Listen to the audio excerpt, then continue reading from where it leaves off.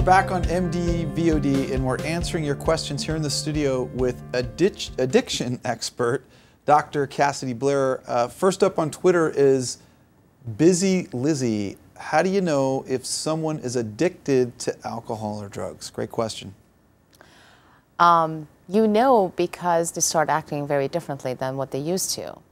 Most often they have a lot of secretive behaviors, they start looking different, they start hanging out with different people, they start acting very differently at home, they want to be mostly alone, isolated, they start showing up a lot of financial difficulties, borrowing money, having financial problems, asking for more money, weight gain, weight loss, mood swings, change in sleep patterns. They're all part of the ways you can really Wow, so that's great advice. So changes in behavior. Wow, that's great answer. Sure.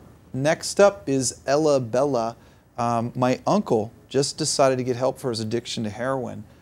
What's the best thing for me and my family to do in order to ensure he stays in treatment? Great question, Ella Bella. Be very supportive. And most people, unfortunately, in families where one person is addicted to drugs or alcohol or a behavior, someone in the family has formed an addiction to actually that person's addiction, which is called codependency. Wow. So it is very common when one person is trying to actually get help and become sober, the codependent in the family will try to subconsciously at times have a difficult time adjusting with that person being sober. So if you can be aware of your own codependency, perhaps, and be supportive, go to Al-Anon or some kind of a meeting or counseling yourself and try to get support for yourself so you can be aware and present and supportive to that family member will be great. Oh, that's great advice. Excellent advice. So we'll get an addiction expert.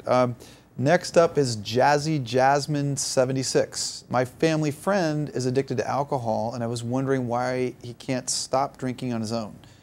Should he try quitting on his own before he enters an alcohol rehab program? With alcohol, actually, depending on the magnitude of the addiction, it's really not recommended to go cold turkey. It's really something that you have to go to a detox program and under the supervision of a psychiatrist and a treatment team actually be able to detox. It's not as simple to really stop drinking, and it's not even recommended at times, especially if you're a heavy drinker. Oh, again, outstanding advice. Next up is Jared 55. I have a long-standing relationship with a meth addict who's constantly trying to stay sober. How do we deal with trust and betrayal issues from the past? It is very challenging. It's extremely difficult, but a lot of times when you have addiction to a drug of any kind, the first priority would be to try to be sober. So dealing with issues in relationships sometimes have to take a back seat. And you can go to counseling, couples counseling, and try to get help and support, but it's really up to the person who is in a relationship with an addict to get their own support. Go to meetings and to actually get help themselves to deal with that. So I'm learning so much about how important the family is and the support group is for people that are addicted. That's great advice. I want to thank you so much, Dr. Blair, for joining us and giving us such incredible information. It seems like we could talk forever about this subject. It's so important, but you've given great advice. And if you've missed anything we've talked about today, please go to the emPOWERme.tv website, MD-VOD, and learn all that we talked about today about addiction. Thank you so much, Dr. Cassidy Blair. It was a pleasure. Thank you for having me. Thank you so much.